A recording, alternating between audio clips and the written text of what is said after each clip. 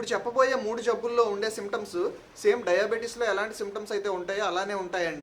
అందులో ఒకటోది diabetes insipidus. దీనికి షుగర్కి ఎటువంటి సంబంధం లేదండి. ఇది ఒక కిడ్నీ జబ్బు. వాసోప్రెసిన్ అనే హార్మోన్ కనుక లోపం అయితే దానివల్ల వస్తుంది. ఇది వచ్చిన వాళ్ళకి ఎక్కువసార్లు యూరిన్కి వెళ్ళడం, ఎక్కువగా దాహం అనిపించడం అయితే జరుగుతుంది. దీనికి షుగర్కి డిఫరెన్స్ ఏంటంటే షుగర్లో వచ్చే యూరిన్ నొరగతో కూడిన యూరిన్ వస్తుంది. మరి దీంట్లో వచ్చేసరికి వాటర్లా ఉంటుందన్నమాట యూరిన్.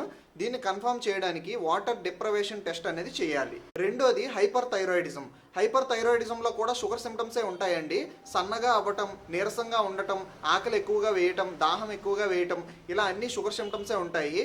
మరి డిఫరెన్స్ ఏంటంటే గుండె దడ అనిపించడం, అలాగే ట్రెమర్స్ రావడం అయితే చూస్తాం.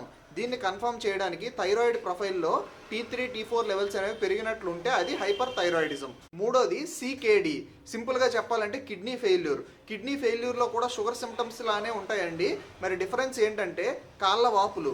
కిడ్నీ ఫెయిల్యూర్ ఉండే వాళ్ళకి కిడ్నీస్ డ్యామేజ్ అవ్వడం వలన బాడీలో ఉండే ఎక్సెస్ వాటర్ అనేది బయటకు వెళ్లకుండా గ్రావిటీ వలన కింద కాళ్ళ దగ్గర పేరుకుపోతూ ఉంటుంది.